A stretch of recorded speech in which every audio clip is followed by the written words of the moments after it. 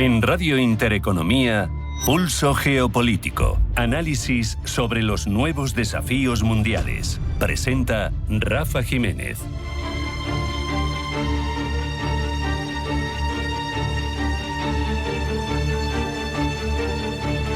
Bienvenidos a Pulso Geopolítico. Suele decirse que la democracia es la menos mala de las formas de gobierno, y es que aún a pesar de ello siempre hay un punto, incluso en las democracias, de deriva, de autocracia por parte del poder. Siempre se tiende a intentar acapararlo todo. Por eso el poder ejecutivo, lo sabemos bien, necesita límites.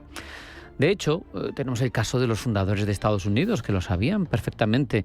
Mejor que nadie, venían de estar sometidos por una metrópoli especialmente poderosa y diseñaron con deliberada constancia, con cuidado, con meticulosidad, un sistema pensado para que ninguna rama de esa democracia incipiente entonces tuviera demasiada preponderancia, especialmente la ejecutiva. Se hablaba de esos check and balances, esos equilibrios y contrapesos que han contribuido a formar a la estadounidense como la democracia liberal por antonomasia, y a partir de una constitución que cumple precisamente en este 2026 250 años de vigencia. Eso sí, la segunda presidencia de Donald Trump ha sometido al sistema a una presión sin precedentes modernos. No porque Trump sea el primer presidente que intenta extender su autoridad más allá de lo habitualmente contenido por el sistema. No es el primero, lo digo, ni mucho menos, sino por la escala, por la velocidad, por la insistencia, por la ambición conceptual con la que se han planteado los desafíos desde la administración Trump.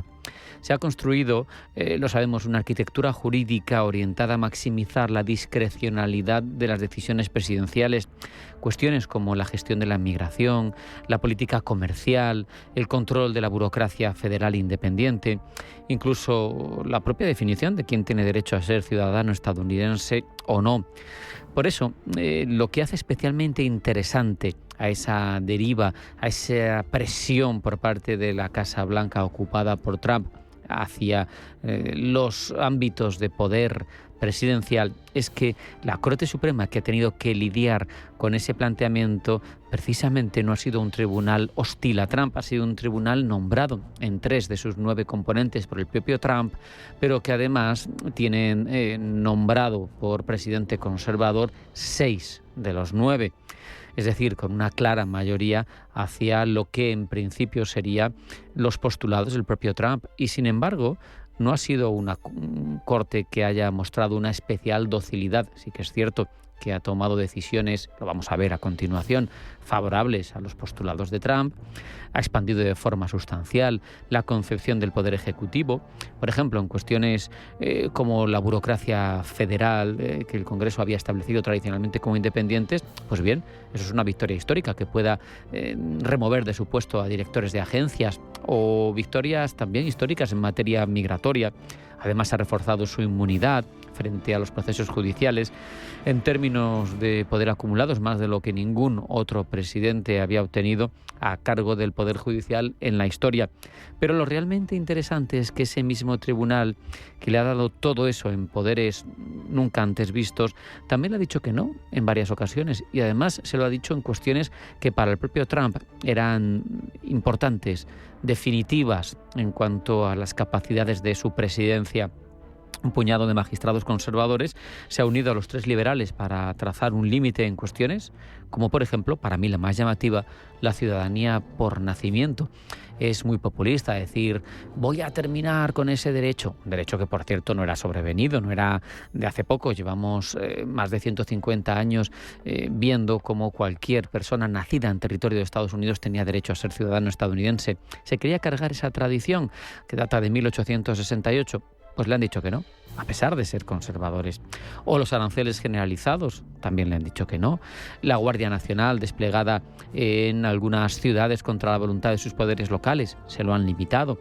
Son casos en los que la Corte Suprema, en principio favorable y dócil, desde una mirada desde fuera hacia este presidente, han puesto un límite. Le han dicho, a partir de aquí la autoridad presidencial choca con algo que no puede doblegar, la arquitectura constitucional del Estado. Y eso es fundamental, una distinción entre lo que el poder puede hacer y lo que la ley le permite hacer. Es el núcleo de lo que los estadounidenses celebran este año cuando conmemoran su independencia, los 250 años de su independencia. Es no tanto el nacimiento de una nación, que también, obviamente, sino es el nacimiento de una idea, que el poder político legítimo no es ilimitado. Y esa idea, en mi opinión, merece la pena ser mantenida y continuar con esa tradición. Hay normas que necesitan guardianes, que no dependan de la voluntad de un ejecutivo para ejercer su función, jueces que no puedan ser destituidos, que tengan nombramientos vitalicios, que no le deban lealtad a nadie más que al sistema legal, no a quien los ha nombrado, porque es la única manera de poder decir que no a la persona más poderosa de ese sistema. Se trata de preservar procedimientos a través de los cuales se ejerce el poder con unas normas, que es lo primero de cualquier sociedad civilizada. Cuando el poder ejecutivo empieza a absorber las funciones del legislativo y del judicial, que es una tendencia que no es única del señor Trump, que a muchos dirigentes ejecutivos les sucede, el sistema deja de ser una democracia liberal para convertirse en otra cosa. Y a menudo esa cosa es reconocible cuando ya es demasiado tarde, cuando no hay posibilidad de dar marcha atrás. Por eso, el caso estadounidense es todavía más relevante, porque es laboratorio, es faro para otras democracias occidentales. Y lo que el momento actual demuestra, con toda su complejidad, con estos claroscuros que hemos puesto de relieve, es que las instituciones importan.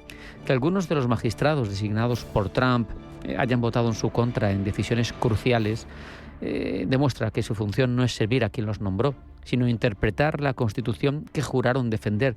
Y eso es fundamental, eso es clave. La fragilidad inherente a los mecanismos cuando son sometidos a una presión sostenida y sistemática es preocupante, pero hay que tener en cuenta que llevan muchos años de solvencia, que funcionan si los actores del sistema los respetan, los defienden activamente, que esos mecanismos de control pueden vaciarse de contenido, no lo podemos olvidar, a pesar de que tengan unas apariencias formales, pero hay motivo de esperanza cuando ves que en un momento de tanto poder ejecutivo alguien le dice que no a quien ejerce más poder en el país más poderoso del mundo. Por eso, en el año en el que Estados Unidos celebra 2 siglos y medio de existencia como nación, la cultura política que lo sostiene, hay que preguntárselo, ¿es suficientemente robusta como para garantizar que funcionen esas instituciones?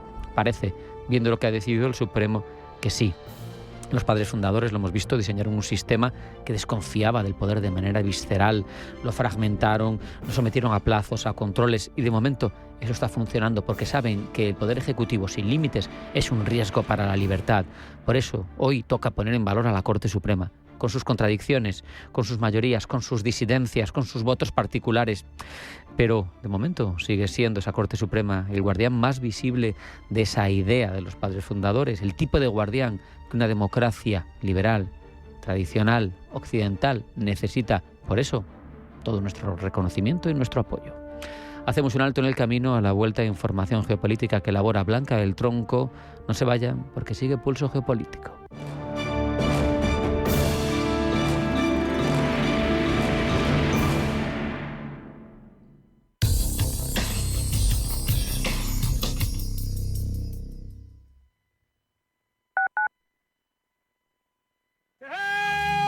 Si tu pasión es la caza, sueñas con el sonido del río mientras lanzas tu caña, o simplemente disfrutas del campo y la naturaleza, este es tu programa. Caza, pesca y naturaleza. Todos los sábados y domingos de 7 a 8 de la mañana en Radio Intereconomía. Coordina Marcos Ruiz.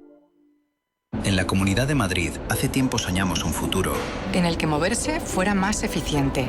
Soñamos con un metro más accesible y ese futuro se hizo tan real que hoy ya no es un sueño. Ya está en marcha y va a cambiarlo todo. Próximo tren, el metro del futuro. Metro de Madrid, el metro que soñamos. Comunidad de Madrid. El cambio es constante y en el sector financiero y asegurador la experiencia marca la diferencia. Con cerca de 1000 profesionales, presencia en 7 países y una trayectoria de más de 2 décadas, Carácter es el referente en consultoría estratégica y digitalización. En Carácter lideramos la transformación con soluciones avanzadas en operaciones, gestión de riesgos y talento clave. ¿Estás listo para dar el siguiente paso? Carácter, Beyond Your Challenge. El planazo del verano está en la Plaza de Toros de las Ventas. Todos los jueves, del 25 de junio al 23 de julio, vive Cénate las Ventas. Novilladas nocturnas, la mejor gastronomía madrileña y música en directo en un escenario único. Compra tus entradas en las-ventas.com. Toda la actualidad, información y análisis en tiempo real sobre banca, empresas, finanzas personales, bolsa, gestoras y fondos de inversión en intereconomía.com. Con la opinión de los mejores expertos del mundo económico, empresarial y bursátil. Toda la programación en directo y con la posibilidad de escuchar en cualquier instante los mejores momentos de la emisora española líder en información económica. Sigue bien informado en intereconomía.com.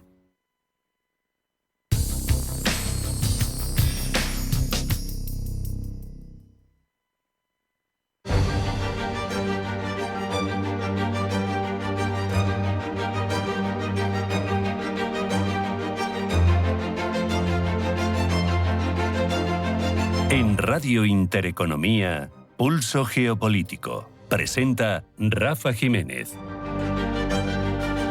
Y elabora la información geopolítica Blanca del Tronco. Blanca, bienvenida, buenas tardes. Buenas tardes. Exteriores se eleva a 26 los españoles fallecidos en Venezuela. Son además 150 los que permanecen desaparecidos y 12 están localizados bajo los escombros. El ministro de Exteriores, José Manuel Álvarez, ha anunciado además que hoy aterrizará un nuevo vuelo de repatriación en Madrid procedente de Venezuela.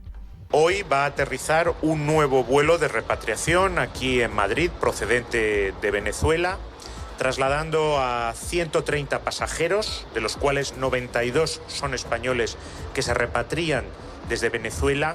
También hay ciudadanos venezolanos, por supuesto, y personas europeas de la Unión Europea de otras nacionalidades con las que estamos colaborando. Mientras, cuando se cumple una semana de la tragedia, el gobierno venezolano ha elevado a 1.943 los fallecidos y más de 10.500 los heridos. Irán niega conversaciones directas hoy con Estados Unidos. Mandará eso sí una delegación a Qatar para mantener consultas con los mediadores. En este contexto, el presidente del Parlamento iraní ha defendido la soberanía de Irán sobre el estrecho de Hormuz, al que ha calificado como el mayor instrumento de poder del país. Califat ha asegurado además que Teherán ha reanudado sus exportaciones de crudo tras el levantamiento del bloqueo naval estadounidense. Hoy entra en vigor el pacto comercial entre la Unión Europea y Estados Unidos. Pacto que permite a Washington exportar sus bienes industriales libres de aranceles a cambio de que aplique un gravamen del 15% para la mayoría de productos europeos. Y entra también en vigor la conocida como tasa Schengen. Con ella, Bruselas pone fin a la exención de derechos de aduanas para los paquetes de menos de 150 euros que llegan al bloque y lo que les cobrará desde hoy una tasa de al menos 3 euros con el fin de frenar la avalancha de importaciones baratas que entran en más del 90% de los casos desde China a través de plataformas como Temu, Shein o AliExpress. Francia fija la fecha de las elecciones presidenciales. La primera vuelta tendrá lugar el 18 de abril de 2027 y la segunda está prevista para el 2 de mayo. La carrera para suceder al presidente Emmanuel Macron, que no puede presentarse de nuevo tras haber cumplido 2 mandatos, se perfila como una contienda fragmentada en la que las encuestas sitúan al Partido Reagrupación Nacional a la cabeza y en la que la gran cantidad de candidatos plantea la posibilidad de una segunda vuelta dominada por los extremos políticos. Aumenta el conflicto entre Pakistán y Afganistán. Lo hace después de que Islamabad haya derribado 4 drones afganos en la provincia de Baluchistán, una ofensiva que llega después de los recientes bombardeos de Pakistán que han dejado al menos 28 civiles muertos en territorio afgano, según Naciones Unidas. Nueva York aprueba el impuesto a la segunda vivienda de lujo a personas no residentes. Se trata de la medida clave del alcalde socialdemócrata Zoran Mandani, que cumple 6 meses en el cargo y con el que espera recaudar unos 500 millones de dólares anuales para reducir el déficit de la ciudad e impulsar su agenda progresista.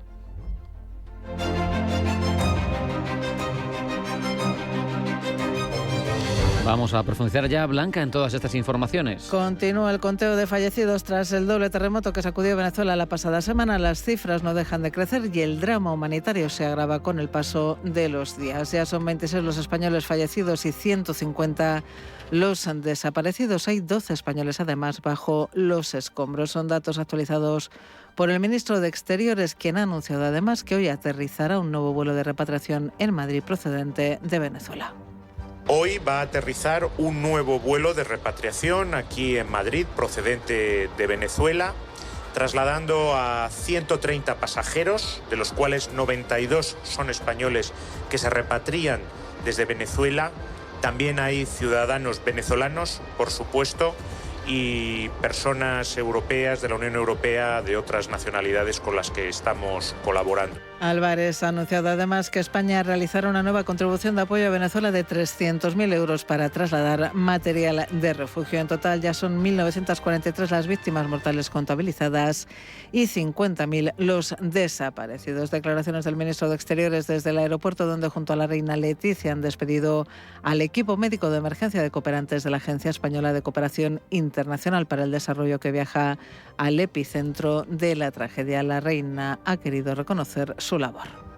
Más allá de desearos que vaya lo mejor posible, teniendo en cuenta la dureza y las dificultades esperables, quiero también destacar la importancia del trabajo que vais a hacer, acompañados además y reforzados por la sociedad civil a través de diversas ONGs y de algunas empresas. Y eso demuestra además la respuesta efectiva que tiene España ante la petición de ayuda internacional por parte de Venezuela. Y entre los voluntarios que viajan a Venezuela, médicos del mundo, responsables de logística, así como la responsable de incidencia política de Save the Children. Médicos del mundo, vamos 8. Un equipo de 5 que vamos a apoyar la delegación nacional porque están desbordados con el trabajo allí, lo están haciendo muy bien, pero la parte de emergencia les vamos a apoyar en lo que la guía que ellos nos marquen y cómo podamos interactuar con la comunidad afectada. Kit de higiene es algo que va a ser muy necesario también llevar para allá. Y bueno, aquí realmente lo más importante es escuchar a los locales. Nosotros vamos en apoyo también porque tenemos allí una base desde hace mucho tiempo y hay que escuchar a lo que ellos necesitan y una vez que ellos nos digan las necesidades, nosotros solicitar todo lo necesario para poder hacer las compras lo más rápido posible.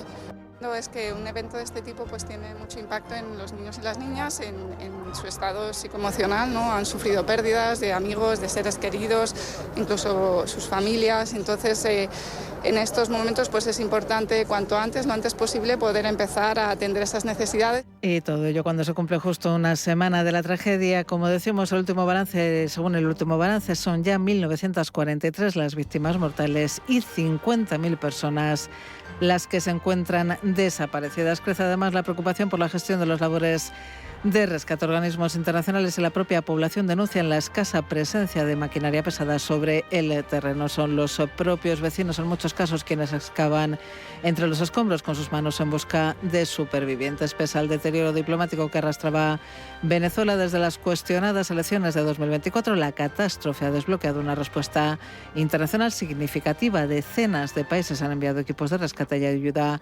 humanitaria, entre ellos Estados Unidos, México, Chile y España. Y representantes estadounidenses e iraníes mantienen hoy conversaciones técnicas en Doha, según ha confirmado la cadena Al Jazeera. Conversaciones bajo la mediación de Qatar y Pakistán. Al menos 3 grupos de trabajo abordan en la capital qatarí la cuestión nuclear, la diplomacia, así como la financiación y la recuperación de fondos congelados, entre ellos unos $6.000 millones en activos iraníes bloqueados. Reunión que tiene lugar después de informaciones que apuntan a que Donald Trump se opone actualmente a la idea de reanudar una operación militar a gran escala contra Irán y prefiere centrar sus esfuerzos en el ámbito diplomático. Paul Mielgo. Según ha revelado el diario The Wall Street Journal, citando fuentes estadounidenses, Trump mantuvo en los últimos días conversaciones con el secretario de Defensa, Pete Hegseth, y el jefe del Estado Mayor Conjunto, el general Dan Kane, para valorar si abandonar las negociaciones y lanzar nuevos ataques contra el régimen iraní. Algunos funcionarios describieron esa opción como rematar el trabajo, pero el mandatario estadounidense ha optado, por el momento, por continuar negociando, al calcular que una vuelta a la guerra total probablemente descarrilaría la diplomacia, sobre todo en lo referente al desarme nuclear. Según reveló también un funcionario de la Casa Blanca al citado periódico, a Trump no le importaría que no se alcance un acuerdo nuclear antes del plazo de 60 días fijado, que vence el 18 de agosto. Esta preferencia por la vía diplomática llega en un contexto de fuerte distanciamiento entre ambas partes. Representantes estadounidenses e iraníes mantienen hoy conversaciones técnicas en Doha, bajo la mediación de Qatar y Pakistán. Al menos 3 grupos de trabajo abordan en la capital qatarí la cuestión nuclear, la diplomacia, así como la financiación y la recuperación de fondos congelados, entre ellos unos 6.000 millones de dólares en activos iraníes bloqueados. No hay previsto encuentros presenciales con altos funcionarios por ninguna de las partes, a pesar de que los enviados de Donald Trump, Jared Kushner y Steve Witkoff, se encuentran en la capital catarí. El propio gobierno de Qatar se ha encargado de rebajar las expectativas generadas en torno a este encuentro. El portavoz de su Ministerio de Asuntos Exteriores ha sido tajante al asegurar que Kushner y Witkoff no están aquí para negociar con los iraníes. Según ha explicado, los enviados estadounidenses se reúnen con los mediadores cataríes para hacer balance de las negociaciones regionales en general, no solo sobre Irán, sino también sobre otros frentes abiertos como el alto el fuego en Líbano. Y este miércoles entra en vigor el pacto comercial entre la Unión Europea y Estados Unidos, un acuerdo que abre una nueva etapa en la relación transatlántica y que llega apenas a 3 días antes del ultimátum que Donald Trump había fijado para el 4 de julio bajo la amenaza de imponer nuevos aranceles si Bruselas no cumplía el plazo. Rubén Gil. El pacto permite a Washington exportar sus bienes industriales libres de aranceles al mercado único europeo a cambio de que Estados Unidos aplique un gravamen del 15% a la mayoría de los productos europeos que entren en su territorio. Miguel Ángel Melián es analista internacional y consultor de asuntos públicos. Cuando venimos de unos meses también de tensión de negociaciones comerciales entre Donald Trump y la Unión Europea, y sobre todo también cuando hace apenas un par de semanas ya veíamos como la Unión Europea daba un paso más en acercarse y consolidar este nuevo acuerdo comercial con Estados Unidos ante las amenazas constantes de Donald Trump. El acuerdo que entra hoy en vigor lo pactaron hace un año la presidenta de la Comisión, Ursula von der Leyen, y el propio Donald Trump, pero su entrada en vigor se ha demorado varios meses. El Parlamento Europeo llegó a frenarlo en 2 ocasiones. La primera fue en enero, tras las amenazas arancelarias que lanzó el propio Trump contra los países europeos que enviaron tropas a Groenlandia en plena disputa territorial por la isla, y la segunda en febrero, después de que el Tribunal Supremo de Estados Unidos declarara ilegales los aranceles globales que el propio Trump había impuesto de forma unilateral a más de un centenar de países. La Eurocámara terminó dando su visto bueno tras pactar con los 27 una serie de salvaguardas. Bruselas podrá suspender el acuerdo si Washington incumple sus compromisos o si las preferencias arancelarias a Estados Unidos provocan un aumento de importaciones que amenace con causar graves daños a la industria europea. El pacto también quedaría en suspenso si antes del 31 de diciembre Estados Unidos eleva por encima del 15% el arancel al acero y el aluminio. Las nuevas normas expirarán de forma automática a finales de 2029, salvo que la Unión Europea decida prorrogarlas tras una revisión completa de la situación. El sector agrario español ya ha mostrado su rechazo a la medida al considerar que el nuevo arancel resta competitividad a sus exportaciones agroalimentarias en un mercado tan relevante como el estadounidense, sobre todo para explotaciones de zonas rurales que dependen de esos ingresos para mantener su viabilidad. Y hoy entra en vigor también la conocida como tasa Sein, una medida con la que Bruselas pone fin a la exención de derechos de aduana para los paquetes de menos de 150 euros procedentes de fuera del bloque. Gemma González. Desde este miércoles, esos envíos pagarán una tasa de al menos 3 euros por cada categoría de producto incluida en el paquete. Si se compran, por ejemplo, una camiseta y un juguete, se pagan 6 euros en total. Pero si son varias camisetas del mismo modelo, el recargo se cobra una sola vez. El objetivo de la medida es frenar la avalancha de importaciones baratas que entra en la Unión Europea y que en más del 90% de los casos procede de China a través de plataformas como Temu, Shein o AliExpress. Según datos de la Comisión Europea, cada día llegan al bloque comunitario alrededor de 16 millones de paquetes de bajo valor, lo que supone más de 4.600 millones de envíos al año. Solo España recibió en 2024 180 millones de estos paquetes. Francisco Aranda, presidente de la patronal Uno Logística. Nosotros, como operadores logísticos, nos afecta directamente porque se van a complicar las gestiones aduaneras. Y, por lo tanto, lo que hemos solicitado es que haya una profunda modernización de los sistemas aduaneros. Hay que reforzar con urgencia los recursos humanos y tecnológicos de las aduanas para poder hacer frente a este extraordinario volumen de mercancías que recibe cada día la Unión Europea. En concreto, 12 millones de paquetes diarios. El plan original de Bruselas era eliminar la exención en 2028, pero la presión de los productores europeos y el propio volumen de mercancías han obligado a acelerar el calendario. En diciembre de 2025, los Estados miembros dieron luz verde a este mecanismo de urgencia que ahora entra en vigor como solución transitoria. La tasa no se aplicará cuando el envío salga desde un almacén situado dentro de la Unión Europea. Muchas plataformas ya cuentan con centros logísticos en países como España, Francia, Polonia o Alemania, y ante la nueva normativa, Temu ha firmado un acuerdo con DHL para reforzar su capacidad logística europea. Aunque la obligación de declarar y pagar la tasa recae sobre las plataformas, distintas asociaciones de consumidores advierten de que el coste acabará repercutiendo en los precios finales que paga el cliente. La medida llega además en un contexto de tensión comercial. La Comisión Europea considera que la exención de los 150 euros se había convertido en una vía de entrada para productos que en muchos casos no cumplen las normas europeas de seguridad. Y miramos a China. Hoy se cumplen 105 años de la fundación del Partido Comunista Chino, la organización que gobierna el país desde mediados del siglo XX. Nació en 1921 como un pequeño grupo marxista de apenas medio centenar de miembros. Un siglo después supera los 100 millones de afiliados y es una de las estructuras políticas más poderosas del mundo por su control del Estado, la economía, el ejército y el relato nacional. ¿Cómo ha podido mantenerse desde entonces? Su ideología sigue siendo la misma. Pablo Llanoné.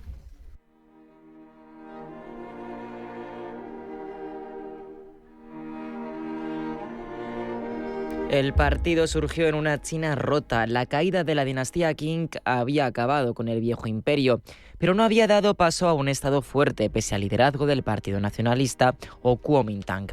El país estaba fragmentado entre señores de la guerra, élites locales, campesinos empobrecidos y una profunda herida nacional provocada por décadas de presión extranjera. Todos ellos eran enemigos que años después el Partido Comunista expulsaría, como ha recordado precisamente hoy Xi Jinping en el 105 aniversario de la formación política. Nuestro partido, dice, guió al pueblo a través de una lucha magnífica y turbulenta, derrocando las tres montañas del imperialismo, el feudalismo y el capitalismo burocrático, estableciendo una nueva China donde el pueblo es dueño de su propio país y poniendo fin por completo, dice, a la historia de la sociedad semicolonial y semifeudal de la antigua China.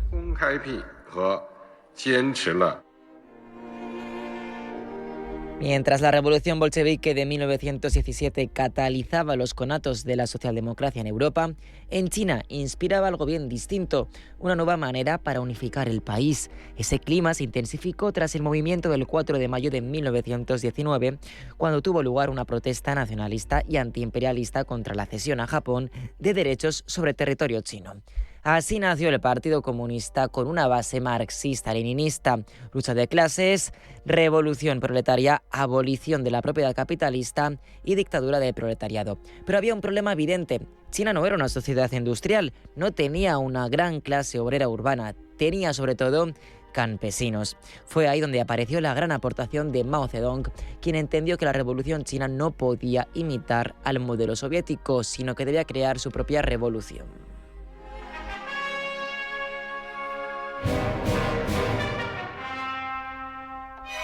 Las protestas no nacerían de las fábricas, sino del campo. Allí fue desde donde el partido construyó el poder, redistribuyó tierras, organizó aldeas, creó bases rurales y levantó un ejército propio, el Ejército de Liberación Popular, todavía existente a día de hoy.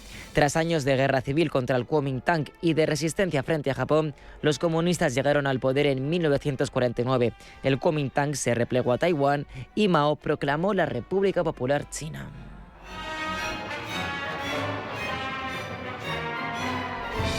Mientras Occidente fundaba el poder en las elecciones democráticas y la URSS lo hacía en la revolución proletaria, Mao validó su legitimidad sobre la victoria frente al imperialismo, frente al Kuomintang y frente al caos interno. El maoísmo tomó mucho del modelo soviético, partido único, economía planificada, industria pesada y planes quinquenales, pero Mao quiso diferenciarse de Moscú. La política debía estar por encima de la técnica. Esa diferencia abrió una brecha con la URSS que se hizo irreversible a comienzos de los años 60. Mao temía que la amenaza no viniera solo de fuera, sino también de dentro del propio partido. Por Por eso impulsó campañas contra burócratas, revisionistas y supuestos defensores del capitalismo que acabaron por agotar al partido y al país. Cuando Mao murió en 1976, llegó el gran giro de Deng Xiaoping, quien entendió que el partido no sobreviviría solo con épica revolucionaria, sino que hacía falta crecimiento, resultados y modernización. Así nació el socialismo con características chinas. Había mercado, inversión extranjera, empresas privadas y comercio global. Eso sí, bajo el monopolio político siempre del Partido Comunista. Después, con Jiang Zemin, el partido abrió la puerta a empresarios, tecnócratas y profesionales. Ya no podía, pues, representar el partido solo a obreros y campesinos en una China cada vez más urbana e integrada con la globalización. Pero el gran giro ideológico, sin duda, desde Deng, llegó con Xi Jinping.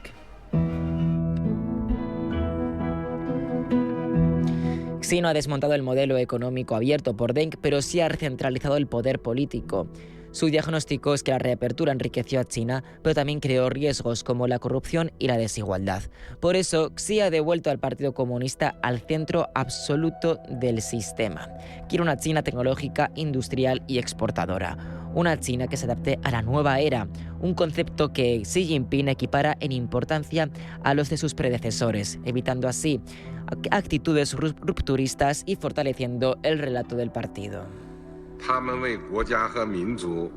Hoy mismo ha enfatizado esta parte asegurando que el partido ha sido capaz de combinar los principios básicos del marxismo con la realidad concreta del país y con la cultura tradicional, formando así, dice, el pensamiento de Mao, la teoría de Deng, las tres representaciones, la perspectiva científica del desarrollo y el pensamiento de la nueva era. En estos momentos, Xi Jinping cree que las prioridades para el partido es examinarse a sí mismo, alertarse con sentido de peligro y perfeccionarse con espíritu de autorrevolución. Una palabra que destaca en esa idiosincrasia es sin duda la de pureza. Igual que Mao, busca limpiar de disidentes a la formación y ensalza la importancia de la centralización política. Xi Jinping ve la pureza como una clave para el rejuvenecimiento nacional o como él habla de el sueño chino.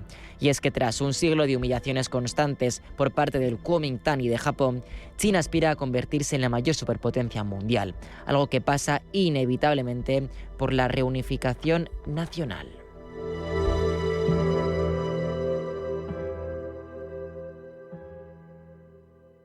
Analizar la bolsa al milímetro es muy importante, pero no deja de ser el 5% del mercado. Si quieres llegar al otro 95%, la respuesta está en el private equity y la herramienta es Crescenta. Completa tu visión, diversifica tu cartera e invierte como imaginas en crescenta.com. La inversión tiene riesgos. Más información en crescenta.com/condiciones. Dormir bien lo cambia todo. El descanso, el ánimo, la forma en la que afrontas el día. M5 de Sol Naturaleza es un complemento natural a base de plantas, triptófano y melatonina, pensado para ayudarte a mejorar la calidad del sueño y la estabilidad emocional. Una sola cápsula al día para respetar tu ritmo natural. Sol Naturaleza. Personas cuidando personas. Más información en solnaturaleza.es o llamando al 91 31 31 409. ¿Tienes un evento y se te ha olvidado el merchandising? Tranquilo. En MK Promo te resolvemos el susto. Fabricamos y personalizamos productos promocionales para empresas, campañas, ferias y eventos. Y lo hacemos en España, desde nuestros talleres propios. MK Promo. Merchandising corporativo hecho aquí. Rápido y bien. Entra en mkpromo.es o escribe a comercial@mkpromo.es.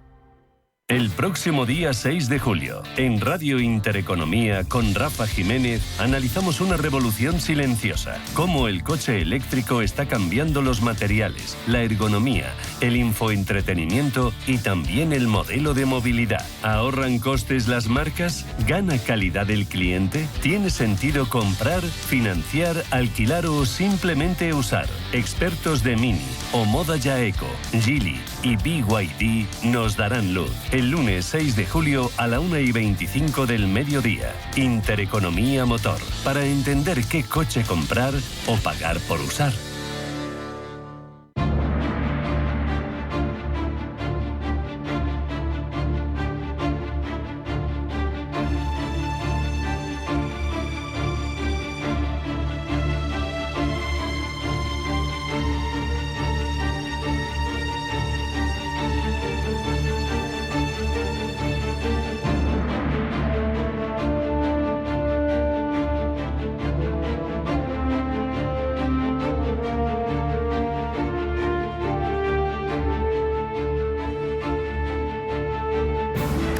La política exterior de México navega entre su dependencia estructural de Estados Unidos, su búsqueda de mayor autonomía vía multilateralismo, en un mundo que estamos configurando, quizá a nuestro pesar, como de geopolítica dura, comercio, migración, seguridad. Al final terminan formando parte de un único bloque geoestratégico bajo presión. Por eso, para analizar ese equilibrio que se antoja complejo, nos acompaña Armando Jiménez San Vicente, profesor de Relaciones Internacionales en la Universidad Francisco de Vitoria y CEO de Alamo Solutions. Armando, bienvenido, muy buenas tardes. Como siempre es un placer estar aquí con ustedes. Es un contexto geopolítico este que dibujo, que no es el habitual digo mirando hacia varias décadas atrás en retrospectiva. ¿Cómo nos defines la posición de México ahora mismo en el tablero mundial? ¿Es un país puente? ¿Se está redefiniendo su rol? Porque la presión de Estados Unidos en todo esto cambia todo. Definitivamente, yo creo que lo has puesto muy bien desde la introducción. Hay un proceso de transformación en la política exterior mexicana. Por lo regular se había diferenciado la política económica y este proceso de integración económica con Estados Unidos de la política exterior y los grandes temas vinculados con la soberanía, con la relación con Estados Unidos, los temas sensibles como era el tema del narcotráfico o las armas que pasaban a México. Un tema que a veces no se habla tampoco mucho, pero que es un tema muy sensible. Toda la inestabilidad de Centroamérica se debió a las armas baratas norteamericanas. Entonces México siempre le ha preocupado no nada más que alimente al narcotráfico con armas de alto calibre, sino que pueda representar una forma de tener armas que generen inestabilidad política en el país. Es una situación muy compleja que precisamente el día de hoy, más tarde, vamos a tener algo de claridad porque estamos en proceso de revisión del Tratado de Libre Comercio. Y hoy, en teoría, va a haber más claridad para saber si va a ser una ratificación que dura 16 años, hasta dentro de 16 años se tendría que volver a revisar el tratado en su conjunto. Es un tratado increíblemente complejo, ¿no? Con miles y miles de aranceles que se tienen que discutir y trabajar en lo particular, con un proceso de integración nacional también que se discute, con una serie de condiciones laborales de un lado y de otro que también se tienen que conocer, con condiciones ambientales. Es uno de los tratados más complejos que existen en el mundo, que ha sido muy beneficioso para México, para empleo, para crecimiento económico, pero también lo ha sido para los Estados Unidos. La gente no dimensiona el tamaño de este Tratado de Libre Comercio. El comercio entre Estados Unidos y México es de 900 billones de dólares americanos. Toda la economía de Ecuador vale 130 billones de... Toda la economía de Colombia, toda, no lo que exportan, lo que compran, vale alrededor de 320. Todo Argentina, que es una gran nación, toda su economía vale 600 billones de dólares. Toda la economía de la Unión Europea con Estados Unidos es solamente un poco más grande, 1.3, 1.2, 1.3. Pero somos 27 países haciendo con uno. Esto te habla de la altísima integración económica que tiene México con Estados Unidos, igual que lo tiene Canadá. Entonces, un cambio en las políticas y en la relación comercial, pues es un terremoto, ¿no?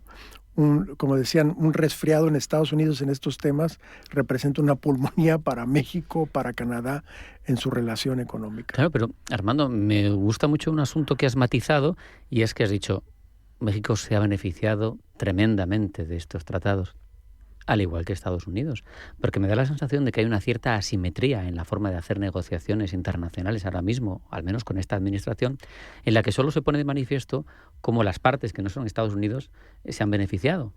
Estoy pensando, por ejemplo, en la OTAN, que muy bien, los países europeos se han beneficiado de la protección, pero ha sido una cabeza de puente estratégica, todas las instalaciones, no vamos a entrar en eso, que no estamos hablando de eso hoy, pero claro, ¿cómo puedes negociar de forma agresiva, de forma restrictiva, como negocia Estados Unidos, pero sin poner sobre la mesa que tú también te beneficias tremendamente de ello? Ahí hay un tema muy importante, que los actores económicos, sobre todo el sector industrial y sobre todo el sector industrial de vehículos, de autopartes, tiene apostado una gran parte de su sector en este vínculo con Estados Unidos y con México y con Canadá. Estamos hablando que México es el cuarto productor de vehículos, muy parecido a Corea del Sur con 3.1, unos 2 o 3 niveles arriba de España, que también es un productor de vehículos muy importante, y que cuando quisieron imponer una serie de medidas fuertes, pues se juntaron con el Ford, Chrysler, Chevrolet, con el presidente Trump, dijeron, y cambió la política claro. en pocos días. Esto yo creo que no va a cambiar, esto es muy complejo porque pierde ya competitividad los vehículos norteamericanos frente a vehículos del resto del mundo, y si pierden esta ventaja competitiva estarían en una situación verdaderamente complicante. En electrónicos, la gran mayoría de las televisiones que ustedes ven que se comercializan en cualquier parte del mundo están hechas en México. Una gran parte de los teléfonos también, de esos conocidos como inteligentes, están hechos en México. Hay infinidad de productos más allá de los agrícolas que conocemos como el aguacate y algunos otros, ¿no? Entonces, con este planteamiento, que es evidente que hay un todo interrelacionado, uno se pregunta, desde el punto de vista de México y de la gestión de sus líderes, que parece compleja en esta asimetría, entonces comercio, migración y seguridad, por decir 3 bloques importantes, ¿son solo un bloque? ¿México puede separar agendas para intentar o está condenado a entenderse con las 3 patas? Desafortunadamente está condenado a tener que entenderse con estas 3 patas.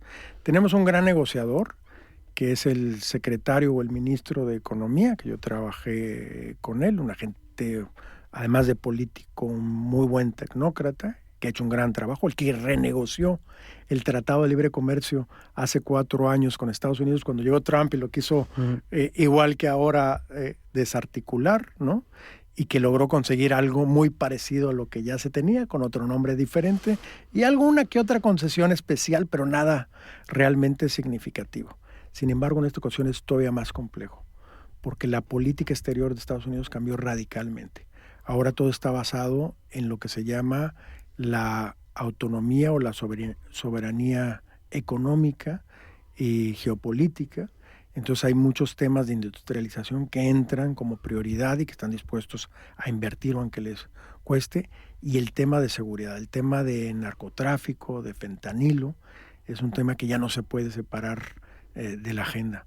Como comentábamos antes, Estados Unidos tiene esta visión que antes era China, de que los conflictos no nada más se dan en la parte militar o geopolítica, ni siquiera incluyendo la diplomática, sino se dan en todos los frentes, ¿no?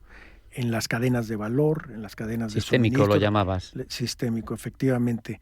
En los flujos de capital, en la moneda que se utiliza.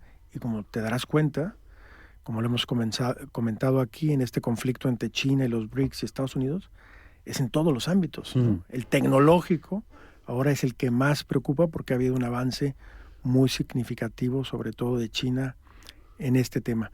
Y México creo que no estaba preparado para enfrentar con esa capacidad de todos estos temas y ha hecho grandes esfuerzos. Hay una lucha ahora claramente más definida y clara que en la última administración en contra del narcotráfico, pero que creo que todavía no es suficiente para los Estados Unidos. ¿Se implica Estados Unidos o puede implicarse Estados Unidos en esa lucha directamente, extraterritorialmente? No sé si me entiendes. Ese es el tema más delicado. Ese es el tema increíblemente sensible en la relación bilateral. ¿Por qué? Porque si bien es cierto que México ha sido un estado fallido en algunas regiones de haber perdido el control, me duele decirlo, pero es una realidad, ¿no? En ciertas partes de México opera el narcotráfico como el Estado, ¿no? También es cierto que se necesita una serie de apoyos de inteligencia, de gestión, de trabajo conjunto. Y aducir la soberanía para limitar la participación puede tener un doble filo, porque mantienes la impunidad y algunos actores protegidos por esto. Pero también el miedo a Estados Unidos. No podemos... A ver, es que llueve sobre mojado, es que no hay más que ver que no es la fácil cantidad de territorio que ha perdido México en su historia más de la mitad a manos de Estados Unidos. Por otro lado, pongo un ejemplo de España, es distinto, pero yo recuerdo que cuando a comienzos de los 2000 se empezó a luchar, se llevaba luchando muchos años, pero empezó a tener frutos la lucha contra la banda asesina ETA. Una parte fue derivas judiciales, pero otra parte fue Estados Unidos dijo, pueden ustedes usar la red de Chelón o Echelon, no sé cómo se pronuncia exactamente, que eran satélites estadounidenses que permitían escuchas y dices, puntuales. Claro, y dices, ¿cómo puede ser esto? ¿Estoy utilizando a Estados Unidos para luchar contra mi problema interno? Bueno, pues sí, pues lo estoy utilizando. A cambio gano mucho.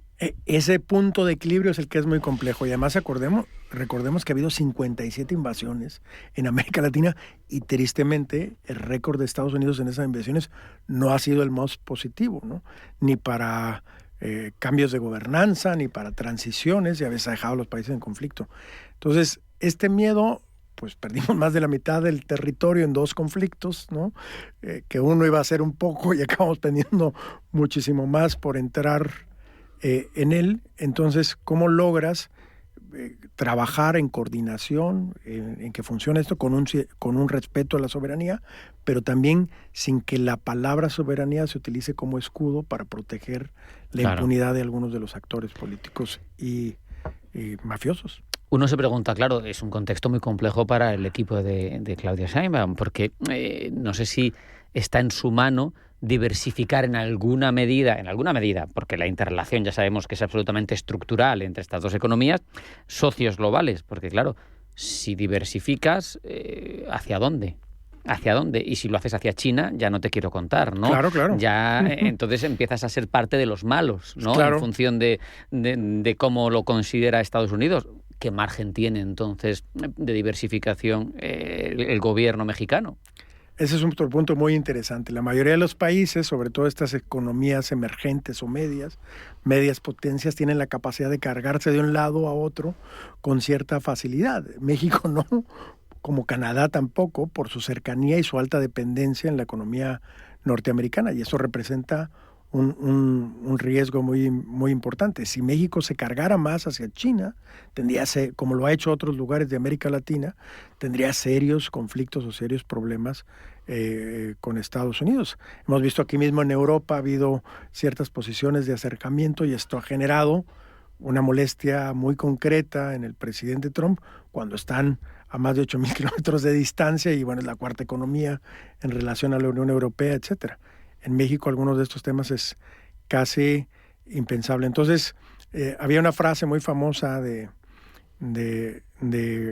este que fue un dictador, pero que también una época de desarrollo importante en México, que fue Porfirio Díaz, que decía, pobre México, tan cerca de los Estados Unidos y tan lejos de Dios, ¿no? Uh-huh. O sea, esta superpotencia, esta fuerza que nos beneficia en muchas cosas y que también hay que reconocer su importancia que ha tenido en el desarrollo de México, también representa un riesgo, y poder gestionar y negociar con Estados Unidos es un tema siempre increíblemente complejo, ¿no? Claro, yo es que veo incluso uniones informales de países como MICTA, que algunos de sus integrantes, pues dices, pueden tener un cierto margen, pero veo un México demasiado constreñido por el vecino del norte. No sé qué margen tiene, por ejemplo, para ser líder que por dimensiones, población, economía, en lo relativo a la comunidad iberoamericana o latinoamericana, como quieras nombrarla,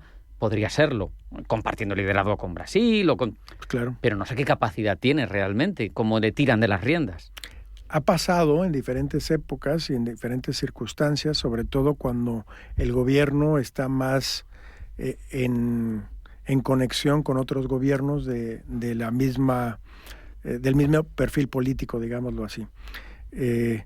Pero obviamente ha perdido también fuerza, y ahorita la tiene con esta ola hacia la derecha que se está viviendo en todo el continente, ¿no? Y que México y Brasil se mantienen como estos grandes bastiones, junto, por ejemplo, como Cuba, que también está muy acotada en estos momentos, y que es muy probable que haya verdaderamente una reforma, lo que no se había pensado nunca antes como una realidad factible. Ahora, al menos legislativamente ya se hizo un cambio de fondo en la legislación cubana para traer el modelo capitalista.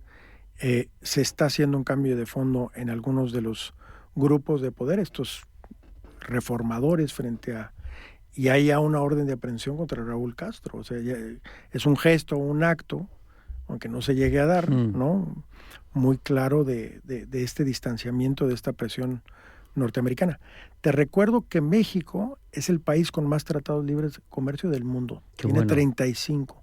Toda la Unión Europea tiene 40 como Unión Europea. O sea, es muchísimo.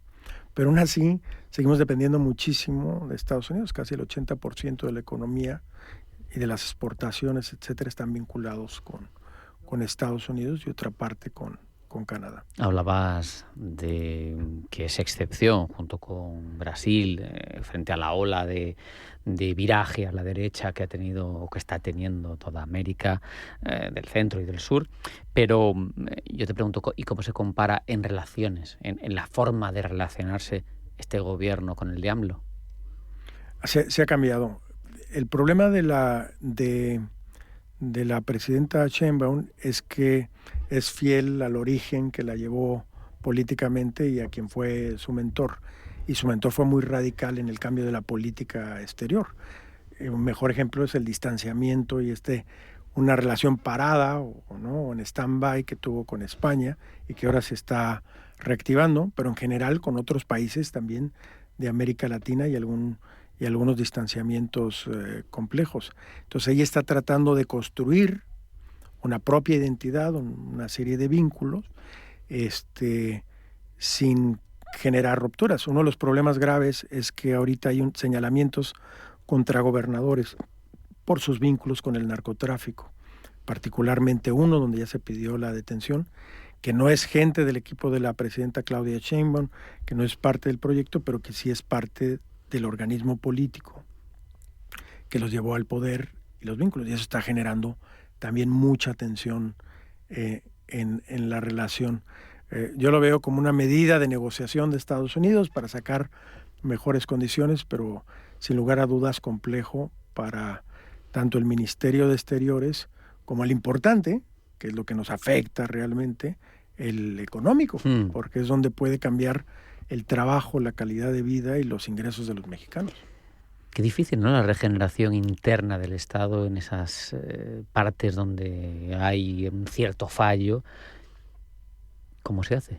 ¿Con ejército? Me refiero, porque al final si es toda la estructura de poder, si es la judicatura, si es la más alta representación pública ejecutiva. Algunos me acusarán aquí de vender la patria o de demás, pero yo sí creo que tiene que haber colaboración en materia de seguridad y tendría que haber un acuerdo tan importante como el acuerdo comercial para trabajar conjuntamente de Estados Unidos.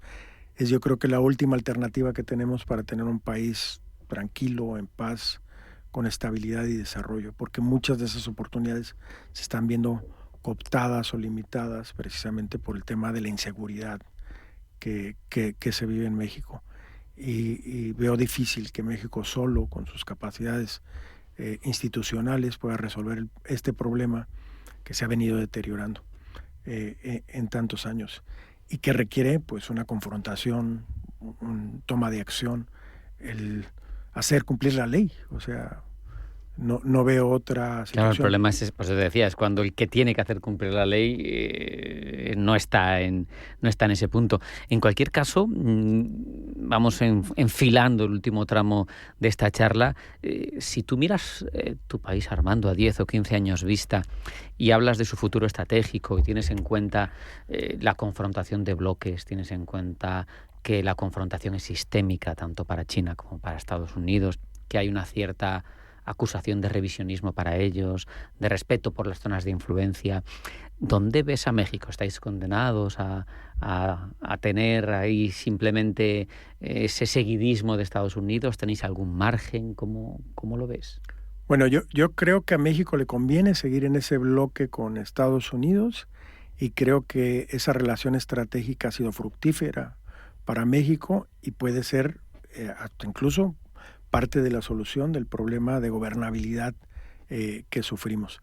Pero también quiero mirar hacia América Latina como un área de muchísimo potencial, bueno, toda Iberoamérica, ¿no? Incluyendo a España, que siempre ha sido este puente de acceso con Europa, en esta reconfiguración internacional, donde los bloques económicos están tomando una dimensión geoeconómica y geopolítica, el tener estos puentes y estos contactos cada vez va a ser más relevante y más importante. La Unión Europea está revisando el Tratado de Libre Comercio con México y se va a volver a aprobar. Ha sido más o menos... Eso es más fácil, ¿no? Mucho más sencillo.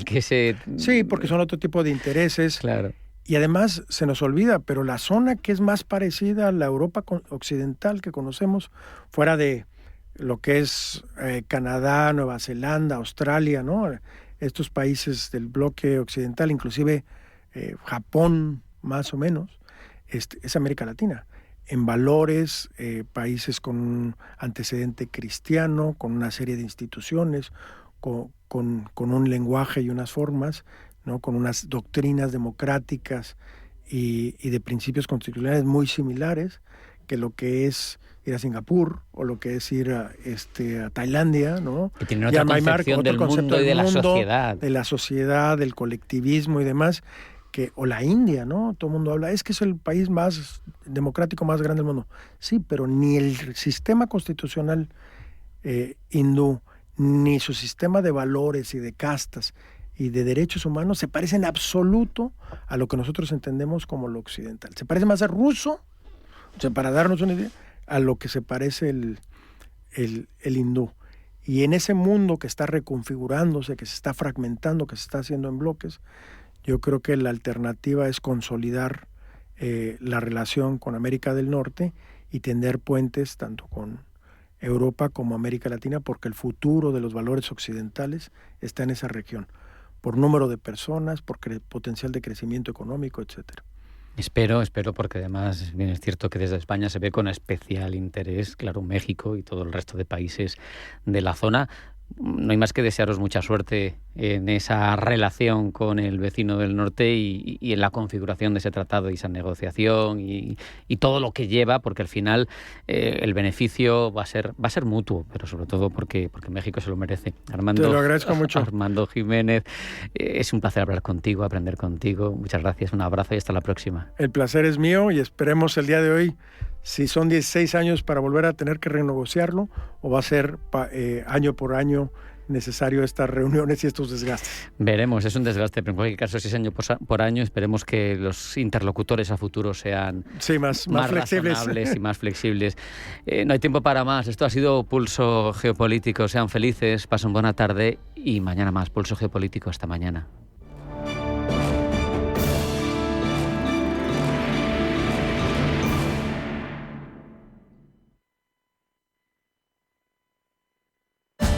Conquista cada camino, renueva cada viaje. European Privilege te ofrece un método exclusivo de alquiler de coches premium a 6 meses con hasta 20.000 kilómetros, sin avales y con hasta el 100% del gasto desgravable. Diseño, tecnología y potencia para cada viaje. Siente la libertad al volante de los grandes iconos del automovilismo. European Privilege. Elige tu marca. Conduce diferente.